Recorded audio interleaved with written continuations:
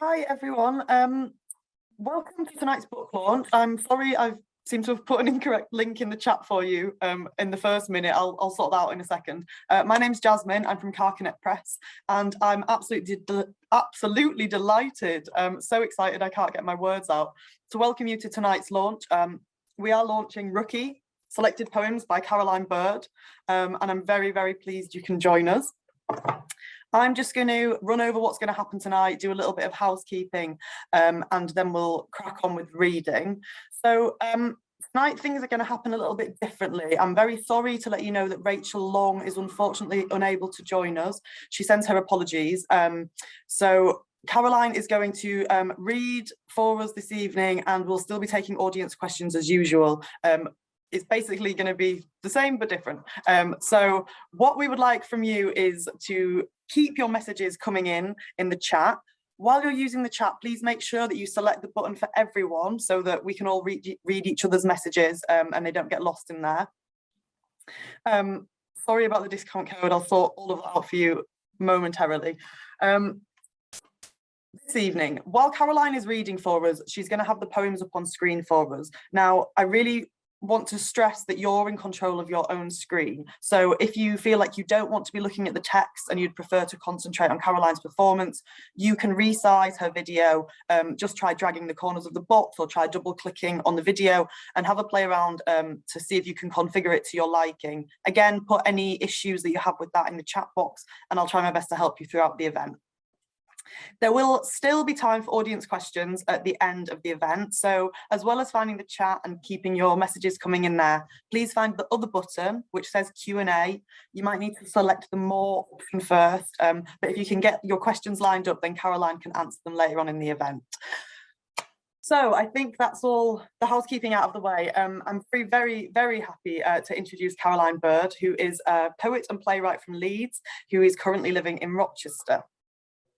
He's published 6 collections of poetry with Carcanet. The first, Looking Through Letterboxes, came out in 2002 when Caroline was 15 years old. So it's super exciting that we're launching this selected tonight after that. Followed obviously by more collections, including In These Days of Prohibition, which came out in 2017 and was shortlisted for the T.S. Eliot Prize, and The Air Year, which came out in 2020, which won the Forward Prize for Best Collection and was also shortlisted for the Costa Prize and the Polari Prize.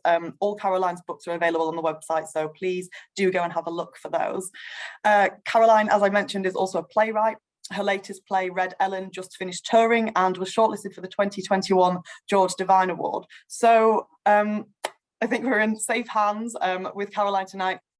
Rookie was officially published in May and it's had a great response so far, including a great quote by David Wheatley in The Guardian, who said, these are poems that go off like a great big rocket in the sky.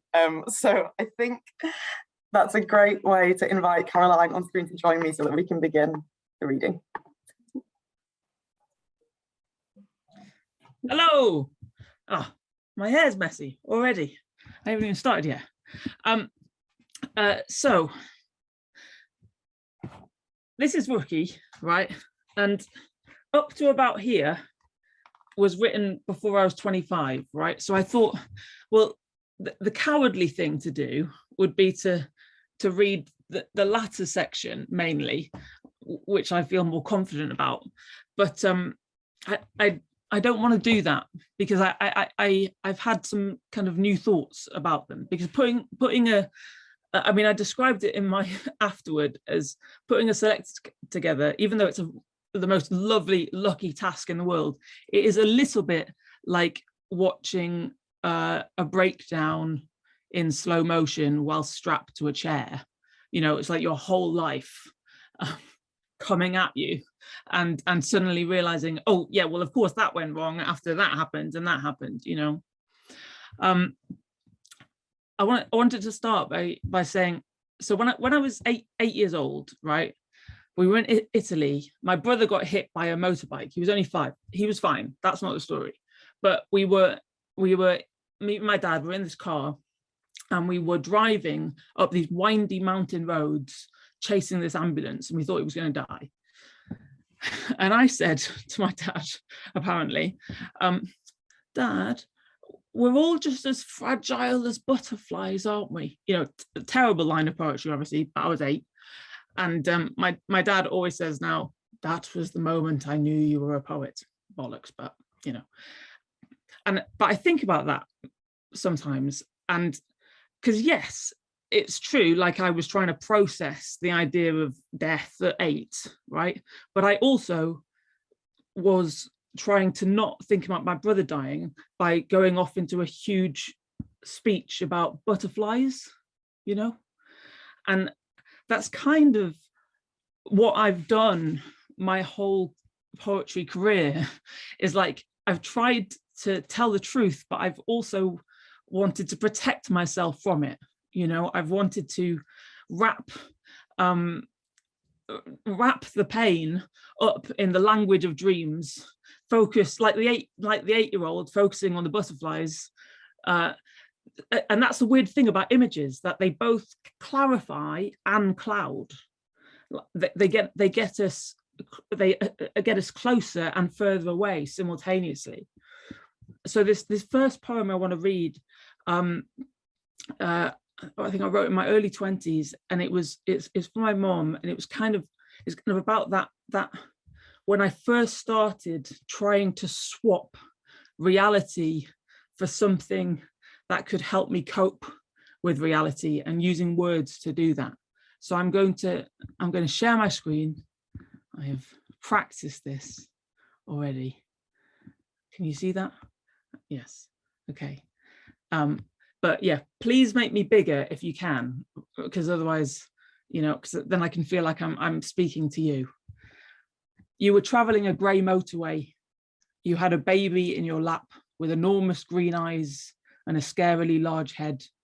You parked the car in a lay-by, sat on the roof, held her high like a trophy, joked, one day, all of this will be yours. Then you crunched the leaves from the trees into a mess of green and said, these are leaves. Baby said, show me something else. So you showed your baby the ocean, and baby said, salty. You showed your baby mud, and baby covered herself in mud. You showed your baby a grown man, and baby said, let's give some green to that man and some ocean and some mud. So you did. Then you showed your baby tears, and baby said, ocean? Then you showed your baby blood, and baby said salty, and you said don't drink that, and baby said muddy man, and baby said bloody leaves, and baby said the ocean is a green man with salty blood, and you recognized your baby's madness. Now I am a young woman. I travel the grey motorway alone, and women who are not my mother teach me grey acidic truths. Weather girls trapped in thick glass buildings, situation comedies with boldly coloured sofas, mini markets flourishing in meteorite craters. I pop the cork on my strange vinegar bottle, try to become unrecognisable. But when I return, the swaddling wrap's still steaming on the floor from when I evaporated.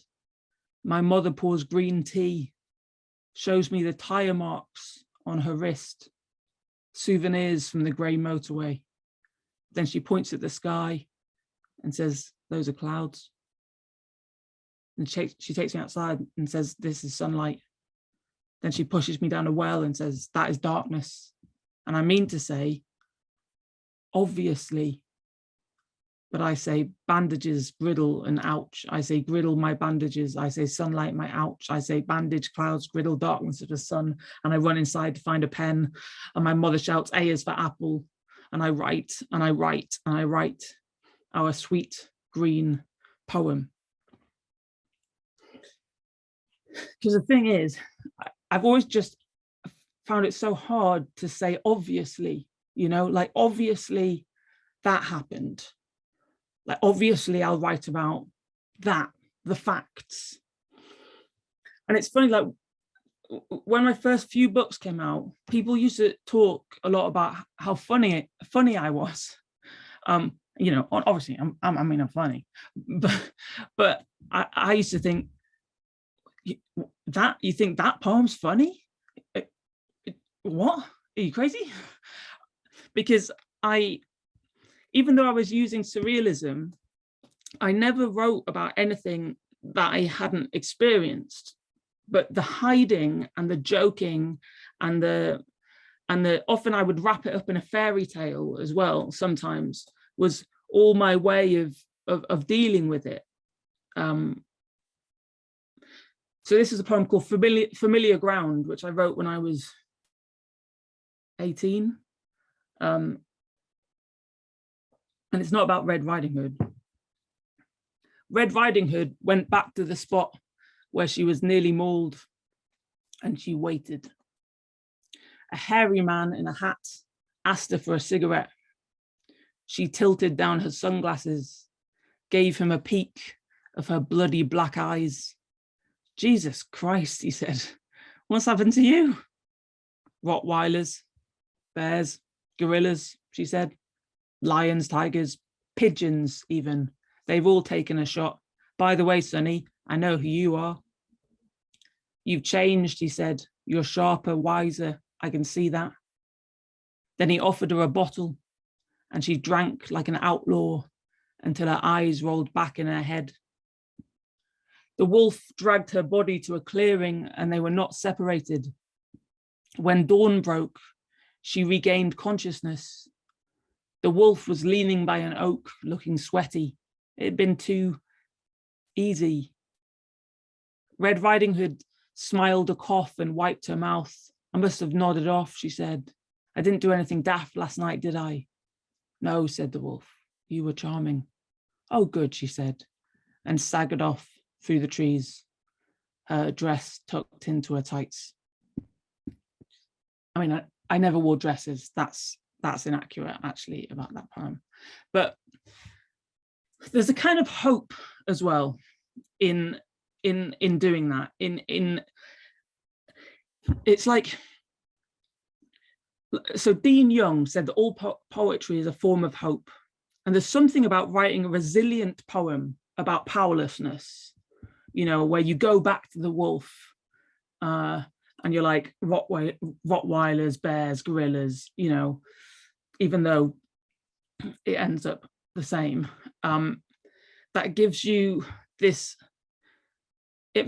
for a second, you exist in both of those places simultaneously. You feel resilient and powerless.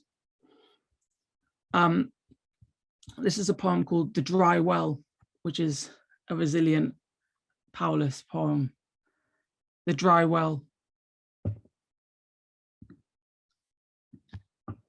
In the dry light of morning, I return to the well.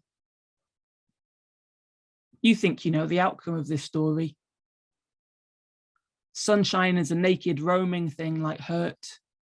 A well is a chance embedded in the ground. The well was dry yesterday and a well is a chance embedded in the ground. The well was dry yesterday and the day before. You think you know the lot about sunshine. An early bird knows sod all about perseverance. Good people, you lay down your curling souls in the dust and surrender. I swing my bucket. If the well is dry today, I will come back tomorrow. Like, shame makes you quite inventive because you don't want to write about the thing. So you have to come up with all of these different disguises. You know, that's one of the things about surrealism, you know, I mean, sur obviously means like on top of it. It's not away from reality. It's like, you know what is underneath, but it's too hot to stand on. So you create this kind of like layer on top, you know, that's more colorful and in a way truer, but you can stand on it without your feet burning. So, for example, a terrible thing, I'm not going to tell you what, happened to me on a Tuesday. I'm not going to tell you what, because, you know, it's private. But a wonderful thing had happened to me on a Tuesday, just the week before. This is when I was about 23. And I didn't want to write about the terrible thing, because why would I want to do that? You know, because that would really hurt. But what I could write about, not just because it would really hurt, but because I couldn't, you know? So what I did was I wrote about how betrayed I was by the fact that a Tuesday could change so much. Like that one week you could have an innocent Tuesday, and the next week, what the hell has happened to this Tuesday? And this is, again, you know, funny, I suppose. Last Tuesday, I miss my Tuesday so much. I had a Tuesday today, but it wasn't the same. It tasted funny. There were signs it had already been opened. The seal was broken. Someone had poisoned it with Wednesday juice. In fact, I think today was actually Wednesday, but the government were trying to pass it off as Tuesday by putting my tennis lesson back a day, rearranging the tea towels. I sent a letter to MI5 and CIA and the rest. I know they have my Tuesday. They're keeping it for experiments because it was so freakishly happy. I was smiling in my sleep when two men in body-sized black socks stole it from my bedside table. It was here. It was right here. But when I woke up, it was gone. Their Wednesday stole my Tuesday. Their frigging totalitarian cloud hump shit swallow of Wednesday stole my innocent Tuesday, and now it's just getting ridiculous. The days change every week. It's like an avalanche. As soon as I start to get the hang of a day, learn the corridors, find my locker key, the bell goes and suddenly it's Thursday or Friday, but not last Friday or Thursday. Oh no, these are different ones with kneecaps, like pustules, gangly eyes. You never know which way they'll lunge. In the lost property office, I held up the queue. It's greenish, I told the attendant, with a mouth that opens to a courtyard. But they only had a box of Wild Fridays some lads had misplaced in Thailand. I took a couple of those for the pain. Then I gave up. I ignored the days and they ignored me. I drank Red Bull in the ruins of monasteries, flicking through calendars of digitally enhanced dead people. Gene Kelly downloading a remix of Singing in the Rain on his slimline Apple Mac. No one gives a damn about time anymore. Happy hour lasts all afternoon. You can put a hat on a corpse and send it to work. You can bury a baby. Hip counselors in retro tweed jackets keep telling me to look ahead. There'll be real Tuesdays to enjoy, they say. New Tuesday pastures. It's a lie. I found my Tuesday in someone else's bed. Its chops were caked in velvet gel and its voice had corrupted. It pretended to be a Saturday, but I could see myself reflected in its eyes, a younger me, tooting the breeze with a plastic trombone. I'm sorry, said my Tuesday, pulling its hand out of a woman. I didn't mean to let you down, but I couldn't stay perfect forever. You are suffocating me. Even sacred memories need to get their rocks off. And so another trick I would do, right, talk about like shame and surrealism, right, is I would, so for example, when I was 15, yeah, I was dating this woman who was a lot older than me. But I didn't want to write about that partly because I didn't want my parents to read it, but also I didn't know how. So the way I got around it is I thought about like twee images, like, oh, you've got a bee in your bonnet, right? And then I combined that twee image with something like violent or sexual, and put the two things together to kind of, create the experience. This is called My Love Made Me a Hat. First, you had to catch the bee, running around in meadows with a net, skimming down hills on your grazed little knees. You picked an angry one with bad childhood memories, pent-up aggression, ideas beyond its station, a bee with plenty to prove. The next bit was easier. Some shops still sell them, something from a costume drama, something stiff and lacy, with hard pearl bone fasteners, something with a hatred for heads, a bonnet with a complex. Then you had to pin me down. I thought you were Randy. I didn't know you were furious. When you pulled out the gaffer tape, I said, oh, baby. Now I can't stop slapping my face. My eyes are swollen to the size of bicycle wheels. I flap about the yard, this honey bleeding from my ears, this terrible, terrible buzzing. And every day is a summer's day. Damage. Her teddy bear eloped with her mother.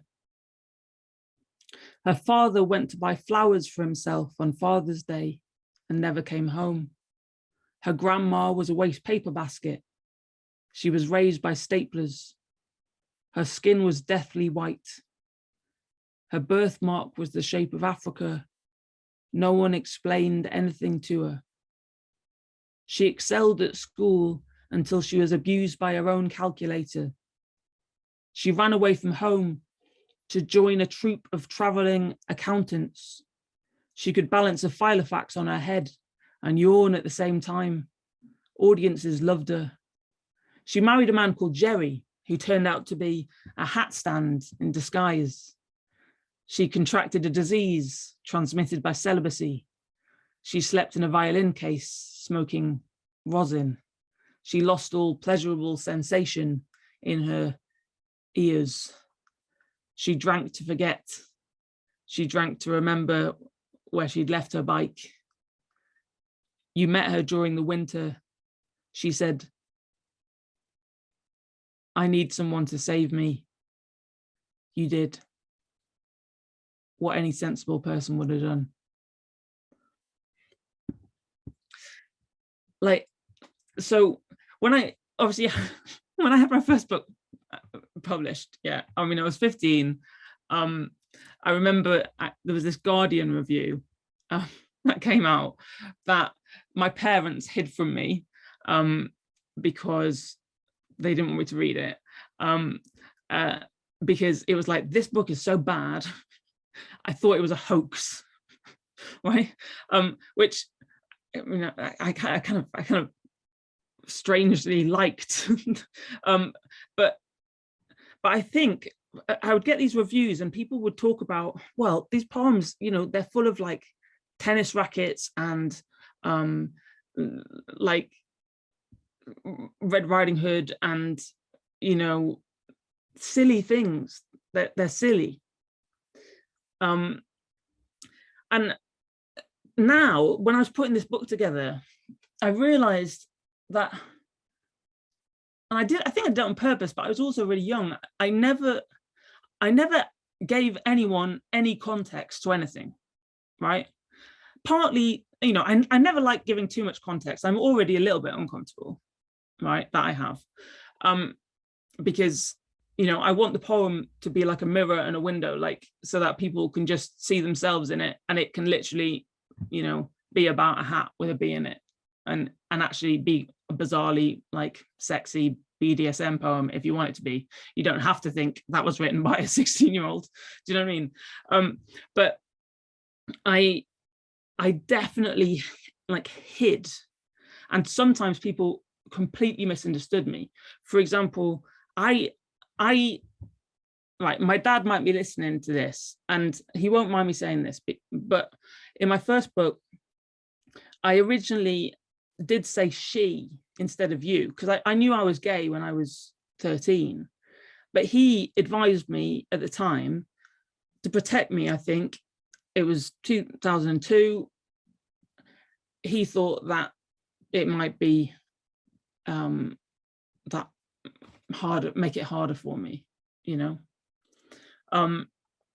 But I kind of wish I hadn't done that, because I didn't, not until my 5th book really did I start writing poems that used pronouns that where I stopped pretending to be straight. Basically, I wasn't consciously doing it, but I was always like hiding that too, you know, which makes me laugh when people talk about my poems being kind of like courageous and brave and out there, because, you know, I was always like hiding.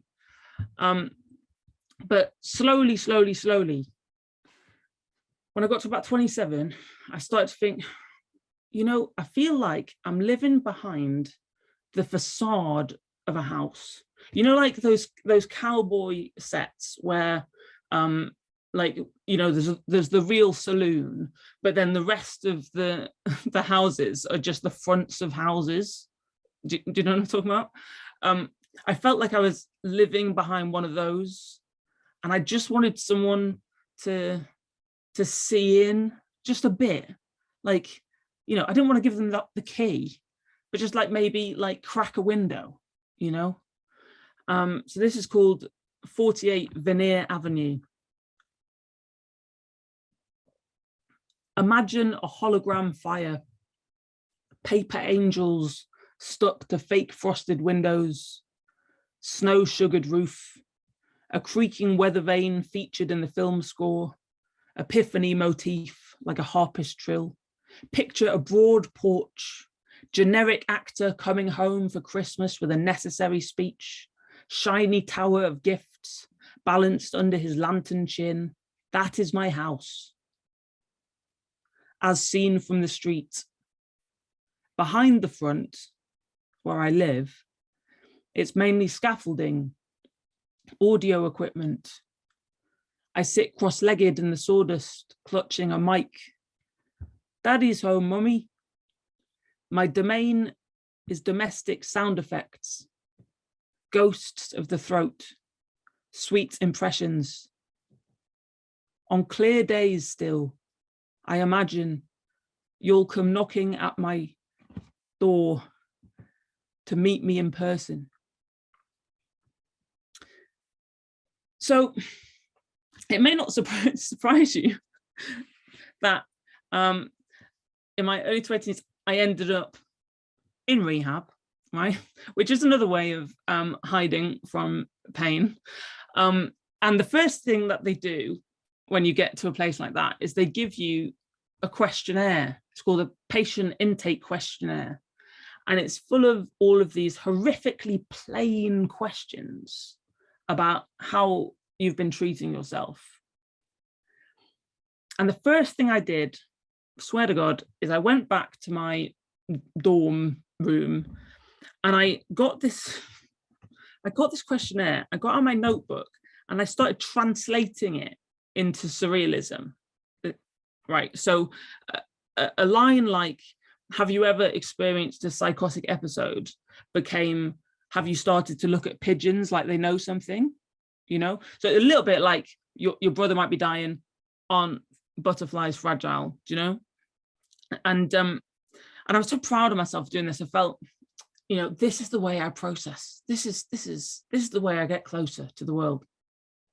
Then I showed this, you know, to the counsellor that I had, and he was like, "What are you doing?" Anyway, I'll get to that, but I'll read you my own version of the intake questionnaire first. Patient intake questionnaire. Do you taste pepper whilst eating ice cream? Do sandwiches appear intricately designed? Do you think of waterfalls when lighting a match? Have you started to look at pigeons like they know something? Do you think about your chin when you are kissing? Can you feel the blood in your thumb? Do your eyebrows feel like stickers? Do you look twice at your name on a letter? Does your hair hurt? When barefoot, do your shoes feel too tight? Can you sense the tiny holes in the cottons of your shirt? Do you peel bananas fearfully in case there is no banana inside? Does the ceiling occasionally ripple? Has your pillow developed a strange echo? Does your neck feel like a bone? Do you hear sex noises through the wall when standing in a field? So that felt accurate to me. And then I showed this, as I said, to the counsellor, and this is what he said to me. A surreal joke. Oh, by the way, I had to drop out of Oxford because I had a breakdown, and then I went to rehab, and this is the kind of I've fitted a lot in, like precociously. A surreal joke. 1 year is blank on my curriculum vitae. I was in the desert, convalescing, repairing my septum. I tried to die expensively, dragging it out over 6 months, locked in my university bathroom with a rolled up scrap of Canto. I forgot how to love my family. At one point, my arms turned completely blue. My assigned counsellor told me I used poetry to hide from myself, unhook the ballast from my life, a floating ruse of surreal jokes. He stole my notebook. I said, they're not jokes. He said, maybe try to write the simple truth. I said, why? So then I'm going to just do a few more, don't worry. Then I did try to write the simple truth. Turns out, simple truth is not simple at all. It's really, really complicated. Sometimes it's even more complicated than surrealism itself, right? So this is all facts.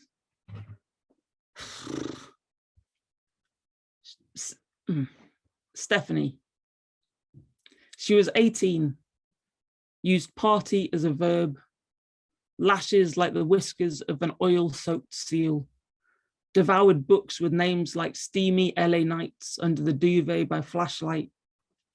I was 23, brooding over John Ashbery between therapy sessions, hunched at the smoker's table like a misunderstood genius.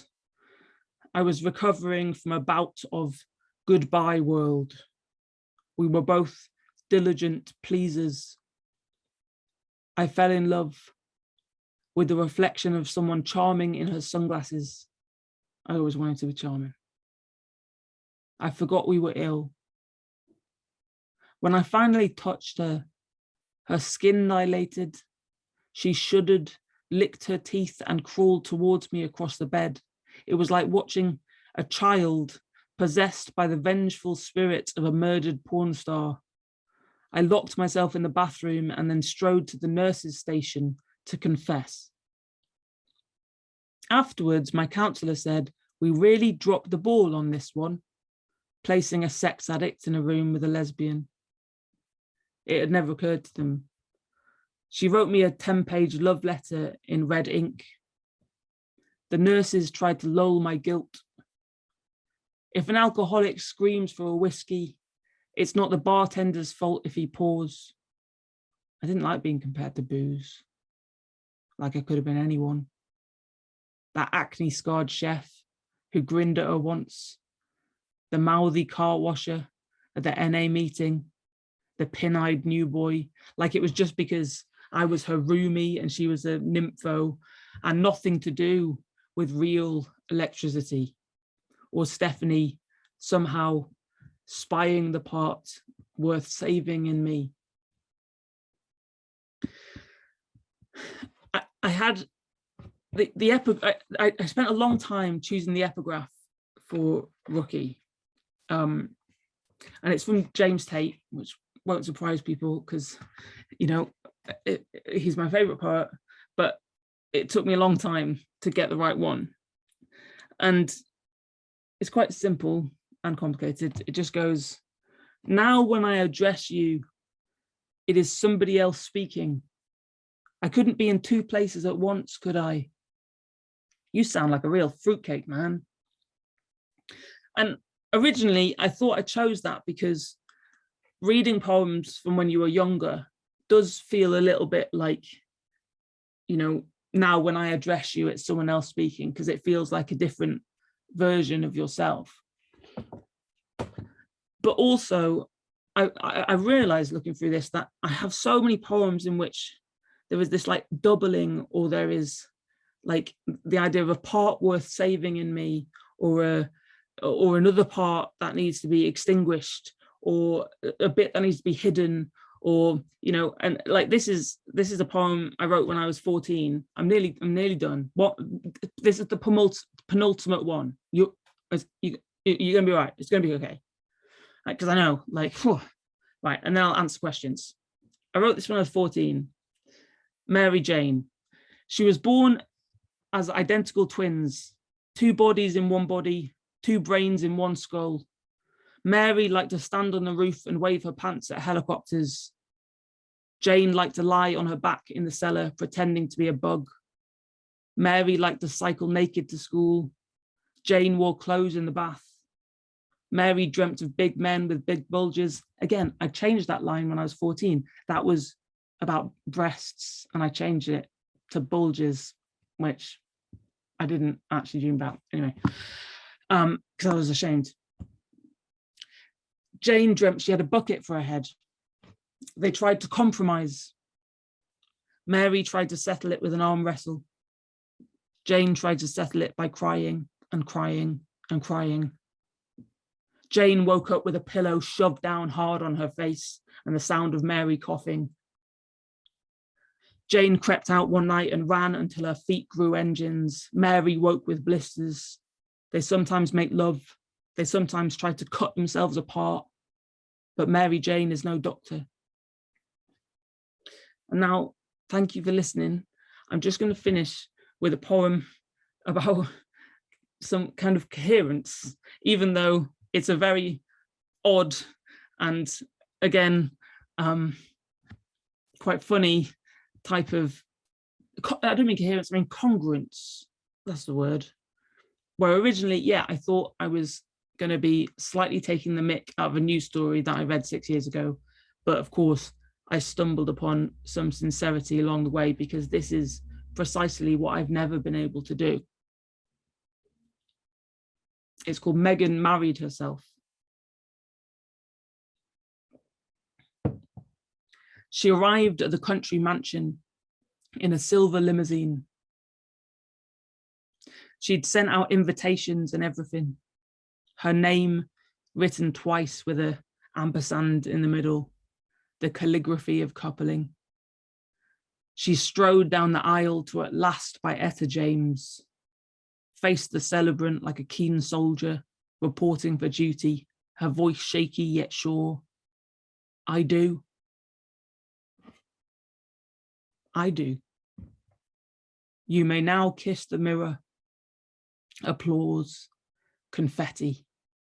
Every single one of the 140 guests deemed the service unimprovable, especially the vows, so from the heart. Her wedding gown was ivory, pointedly off-white. After all, we have shared a bed for 32 years, she quipped in her first speech, so I'm hardly virginal, if you know what I mean. No one knew exactly what she meant. Not a soul questioned their devotion. You only had to look at them, hand cupped in hand, smiling out of the same eyes. You could sense their secret language, bone deep, blended blood. One guest eyed his wife, hovering harmlessly at the bar, and imagined what his life might have been if he'd responded years ago to that offer in his head. I am the only one who will ever truly understand you. Marry me, Derek. I love you. Marry me. At the time, he hadn't taken his proposal seriously. He recharged his champagne flute, watched the newlywed cut her 5-tiered cake, both hands on the knife. Is it too late for us to try? Derek whispered to no one, as the bride glided herself onto the dance floor, taking turns, first to lead, then follow. Thank you. I will answer your questions now. I hope you're all still there in the darkness. Hello. Oh yes, there is a Q&A box. Great. Oh, some of these are long. Did Simon Armitage choose the order of the poems in Rookie? No, he did not. I very much chose them themselves, and I wanted to make sure that it read like a book, like a new book. So they're mainly not in the same order as the actual books, because I wanted it to, you know, and actually I left out quite a few poems that I quite liked because they didn't quite fit with this sense of unlearning that I wanted to communicate through the whole book, so that you can read it not just like a, you know, a compilation, but as a whole. I love your outlook on poetry. Do you think humor is part of the fabric of trauma as it pertains to writing poetry? I mean, definitely. Like, you know, I sometimes glibly talk about jaunty trauma, like this idea that, you know, you can only hold your own gaze for so long. Like you know, I've had trauma therapy, and they'll do this thing where they'll go, okay, right, go out onto the pain, into the memory, right, then come back like that. But poetry does not care about your mental health, right? Poetry will like push you out onto the thin ice and just make you stay there for as long as it takes to get the poem. So sometimes you kind of have to, you know, you arm yourself a little bit by having the vehicle, if you like, of an image. It's not that you know where the poem is going to go, and half of the time you don't really know that's you're necessarily going to be writing about that specific pain. And more frequently now, I will start a poem like not knowing where I'm going at all, and just trust that the pain will just bubble up through if I just concentrate on playing with the images. Do you think people understand the difference between truth poetry and poetry's?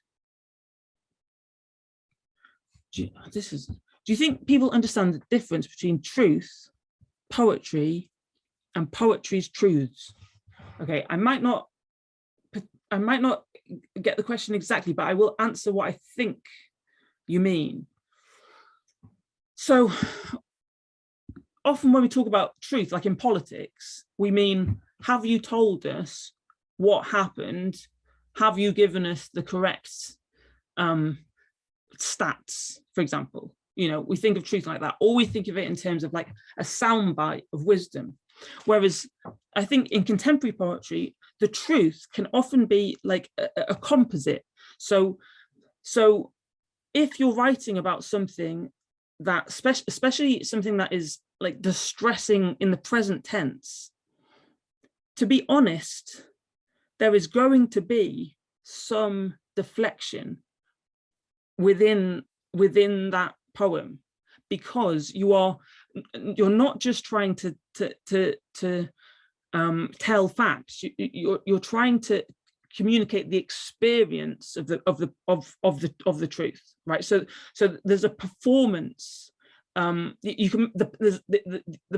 There's an authenticity to the performance of it, you know, which is why sometimes I get suspicious if someone's writing about like something and they're just looking you dead in the eye the whole time with every single poem, you know. I think, how I don't, well, I mean, maybe people can do that, but you know, I'm not able to look things completely in the eye at all times. Occasionally I will have a poem that is clear and knows, and it's like a comet that comes round once every 8 years and then it goes away again, you know, and the rest of the time I'm trying to communicate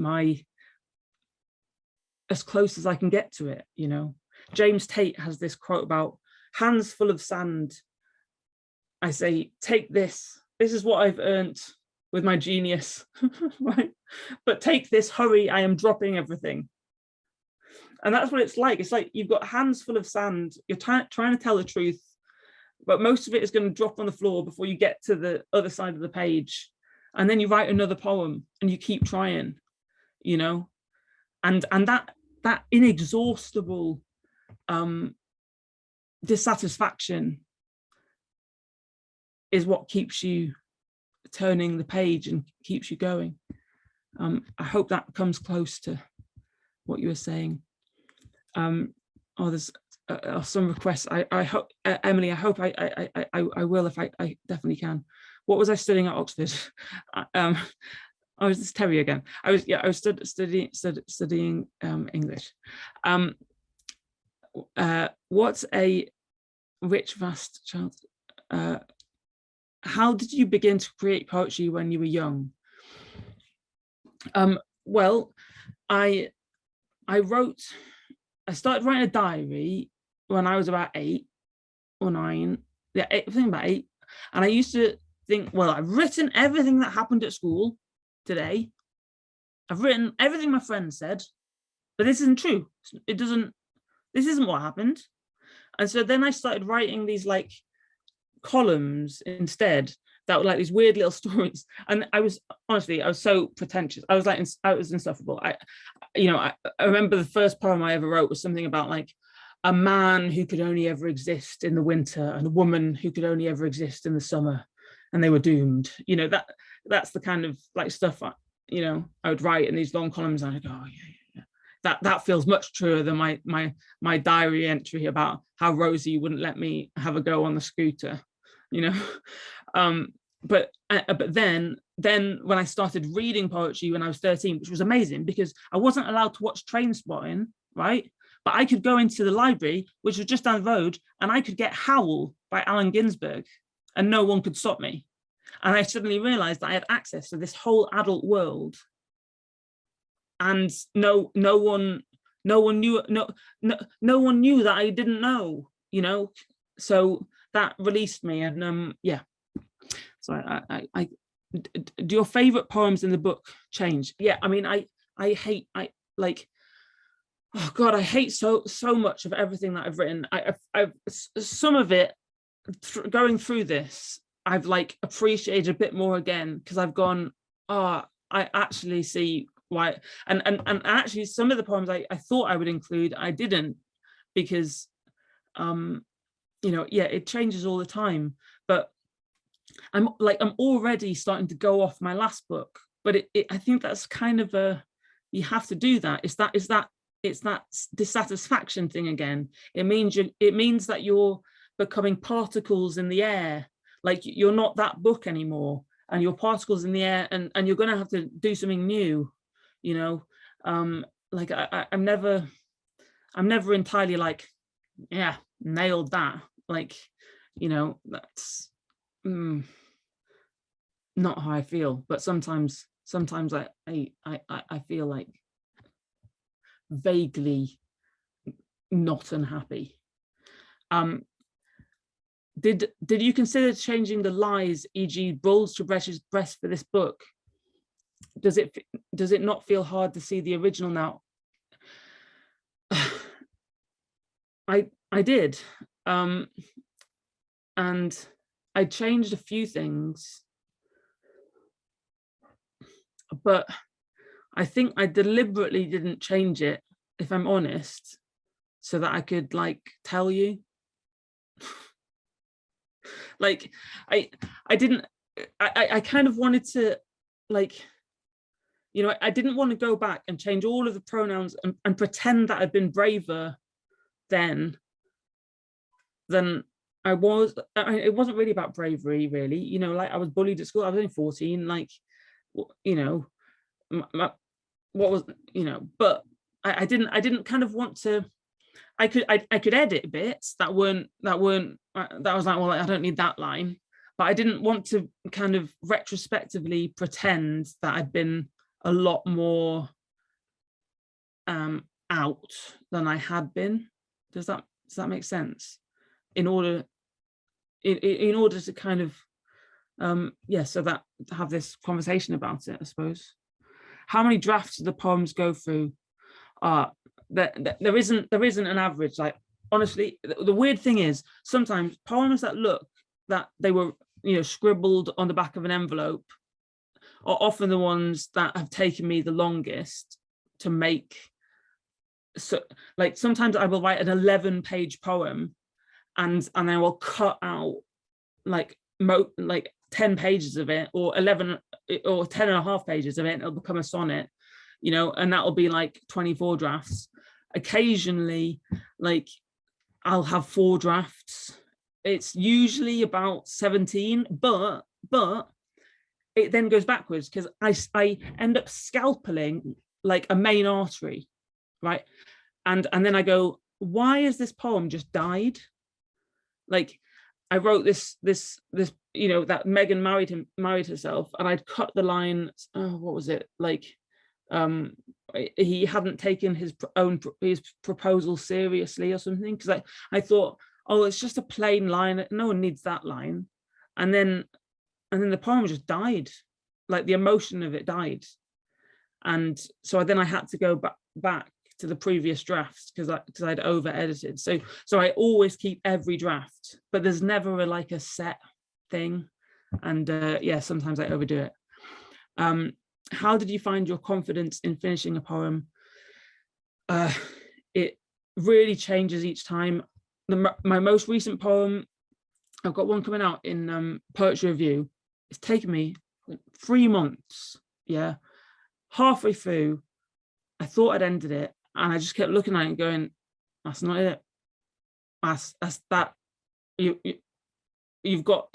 That's not the ending." But I didn't know where to go.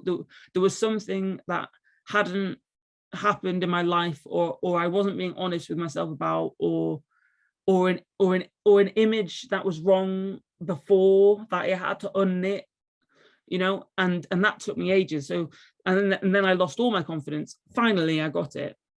So the confidence goes up and down all the time. It is definitely not linear. Like, I think I was a lot more confident. A lot more confident probably about 16, when I wasn't writing. I was just writing in my bedroom because I did, all I wanted to do was be alone. I wasn't allowed to watch telly. I was full of agony. I just wanted to write. I didn't care. I just wanted to be in the privacy of my own imagination. I didn't care about anyone reading it. I just wanted to be in the poem. And often I'm always trying to get back to that feeling of, no, this is just me on the page, in the privacy of my imagination. Who cares if this goes in a book? I just want to be inside the poem, because that is the safest and the most dangerous place to be simultaneously, you know. Why is the book called Rookie? Because poetry for me is all about unlearning. Like, as soon as I feel like I know what I'm doing, I have to start all over again, right?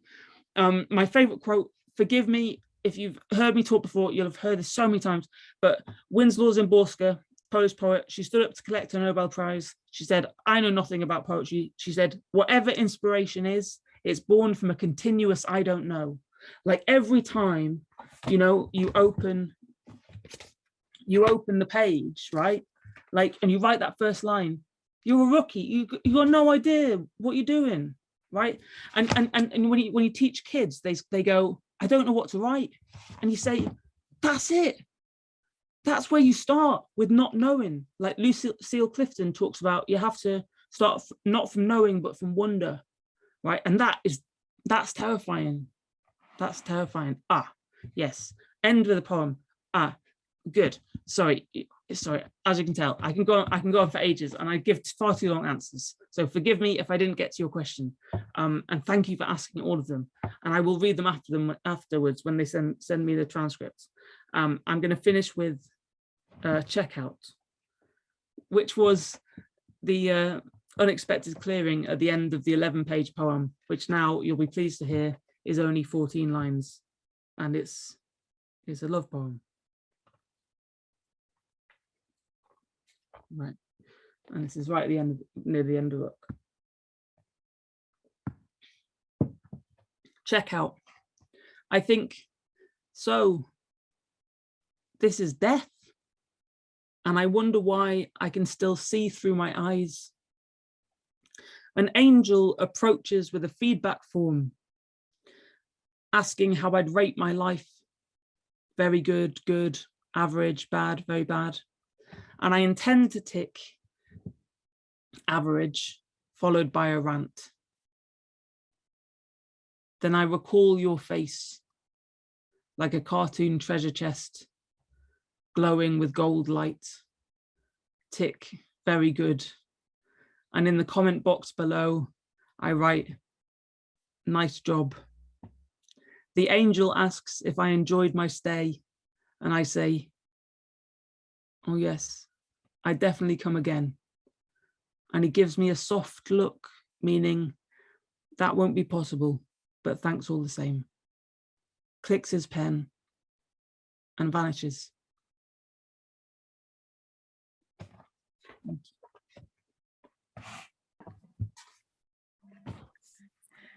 Thank you so much, Caroline. It's been an absolute pleasure. This past hour, it's gone so quickly. Good. It's been really, could have gone on for ages and ages. Thank you so much. And thank you guys for being so vocal in the chat and being so warm with your questions. It's been really, really great. So yes, congratulations, Caroline, and thank you for a wonderful evening. Apologies for the issue with the link and the discount code at the start of the event. I have fixed that now, so I'm putting it back in the chat box for you. Please go and buy a copy and buy one for everyone you know, as usual. You will get an automatic email with the link in it, so you can do that tomorrow. And if you have any problems, just get in touch with us, please. So the last thing that remains to be said is please join us again next time. Next week, we're launching The Feeling Sonnets by Eugene Ostashevsky. We'll be joined by Rachel Allen of Granta. That's in the chat for you as well.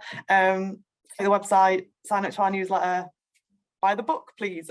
So yeah, congratulations, Caroline, and thank you again. It's been absolutely fantastic. I'm going to close this down now. I'm going to leave the chat open for you guys to get your final messages in there for a couple of minutes.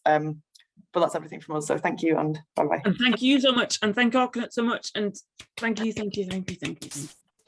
And thank you everyone for coming.